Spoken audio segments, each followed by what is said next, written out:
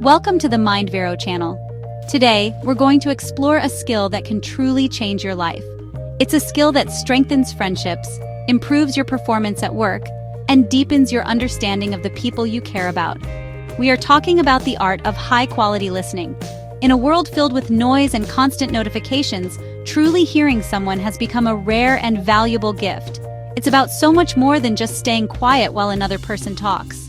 It's an active process of engagement that communicates respect, care, and a genuine desire to understand another person's world. It's the foundation upon which all strong relationships are built. Think about the last time someone truly listened to you. How did it make you feel? You probably felt valued, seen, and respected. This is the incredible power of good listening. It has the ability to transform our interactions from simple exchanges of information into moments of genuine human connection. When we listen well, we offer a safe space for others to be vulnerable and share their true thoughts and feelings.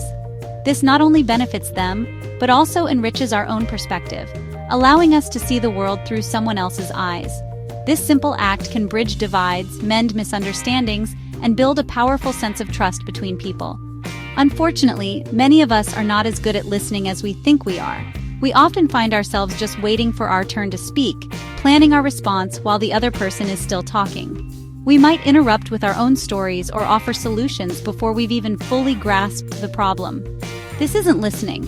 It's a conversational duel where we are more focused on winning or contributing than on understanding. The result is that people around us feel unheard and disconnected. Learning to listen well is a journey, and it requires conscious effort. But the rewards are immeasurable for both our personal and professional lives. The good news is that anyone can become a better listener. It's not a magical talent you are born with, but rather a set of skills that can be learned and practiced. By making a few simple adjustments to how we approach conversations, we can dramatically improve the quality of our connections. It begins with the intention to understand rather than to reply. It involves showing the other person that you are fully present and engaged with what they are sharing. Over the next few sections, we will explore 3 simple yet powerful strategies that all great listeners know and use every single day to make their conversations more meaningful. The first and most fundamental strategy for high-quality listening is to remove distractions. This might sound obvious, but in our modern world, it's a step that is frequently overlooked.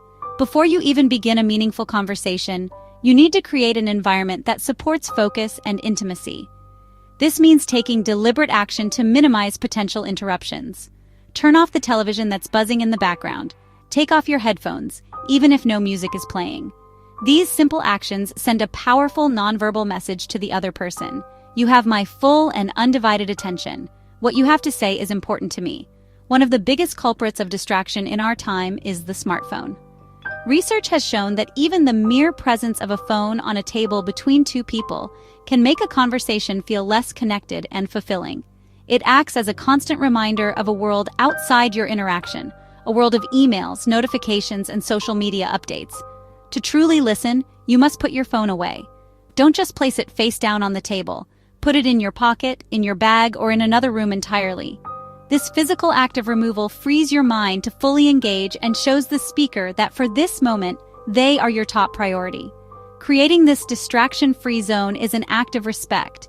It honors the person who is sharing their time and their thoughts with you. Imagine trying to have a serious talk with a friend who is constantly glancing at their phone or watching a game over your shoulder. It's frustrating and makes you feel unimportant.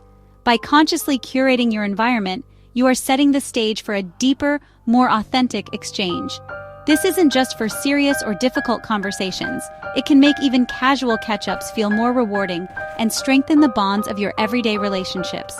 It's a small effort that yields a massive return in connection. So the next time you are about to have a conversation that matters, take a moment to prepare your space. Find a quiet corner if you're in a public place. Suggest a walk where distractions are naturally fewer. At home, consciously decide to put away the laptops and turn down the noise. This initial step of removing distractions is not just about logistics. It's about making a choice. You are choosing to prioritize the human being in front of you over the countless digital demands competing for your attention. This choice is the very first thing all great listeners do, and it makes all the difference. Once you've created a focused environment, The next strategy is to actively show you are engaged through the use of thoughtful questions and summaries. This is where listening moves from a passive activity to a dynamic, collaborative process. A common mistake is to interrupt with our own opinions or experiences. Great listeners resist this urge. Instead, they wait for a natural pause in the conversation. Then, they ask open-ended questions that benefit the speaker, helping them to explore their own thoughts more deeply. Questions like, "How did that make you feel?" or "What happened after that?" show you are following along and are genuinely curious. These questions serve as gentle guides, encouraging the speaker to continue their story without hijacking the narrative. They are different from closed questions that can be answered with a simple yes or no. An open-ended question invites reflection and elaboration, signaling that you want to understand the full picture, not just the basic facts. This technique is incredibly powerful because it helps the speaker feel heard and understood on a deeper level. It transforms the conversation from a monologue into a supportive dialogue, where you are an active partner in their process of expression, helping them to uncover new insights just by asking the right questions. Another key tool in the Great Listeners Toolkit is the art of summarizing. This involves periodically paraphrasing what you've heard in your own words and asking if you've understood correctly. You might say something like, "So, if I'm hearing you right, you're feeling overwhelmed because your boss gave you a new project, but you haven't finished the last one yet. Is that right?" This simple act does two crucial things. First, it confirms your understanding and gives the speaker a chance to clarify any misinterpretations. Second, it powerfully demonstrates that you are making a genuine effort to grasp their perspective. This is fundamentally different from just waiting for your turn to talk. When you summarize, you are holding up a mirror to the speaker, showing them that their words have landed and been processed. It proves that you are not just hearing the words, but are working to understand the meaning and emotion behind them. This practice builds immense trust and psychological safety. It lets the speaker know that they can be open without being judged or misunderstood. Using questions and summaries together creates a rich, interactive experience that leaves both people feeling more connected and validated. The final strategy that elevates good listening to great listening is the commitment to staying fully present and learning to embrace silence. This is perhaps the most challenging aspect because it requires internal discipline. While someone else is speaking, our minds have a tendency to wander. We might start planning our rebuttal, thinking about what we need to buy at the grocery store, or formulating the perfect piece of advice. Great listeners actively fight this impulse. They focus their full mental energy on the speaker's words, tone, and body language, trusting that when it is their turn to speak, the right response will come.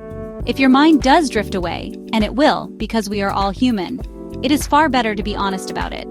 A great listener isn't afraid to say, "I'm so sorry. My mind wandered for a moment there. Could you repeat the last part? I really want to understand." This admission may feel awkward, but it demonstrates a profound commitment to the conversation. It shows more respect than simply nodding along while you are mentally checked out. The goal is not perfection, but a genuine and persistent effort to stay anchored in the present moment with the person who is speaking to you. Part of being present is also learning to be comfortable with silence. In many cultures, pauses in conversation are seen as awkward voids that must be filled immediately. We rush to speak, to offer a solution, or to change the subject. However, silence is not empty.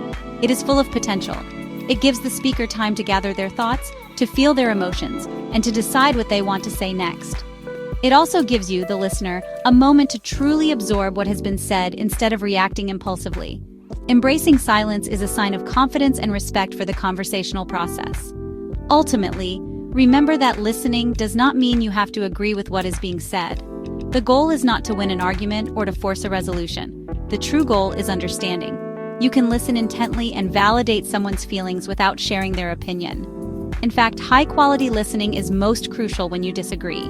It creates a non-judgmental space where people feel safe enough to consider other viewpoints.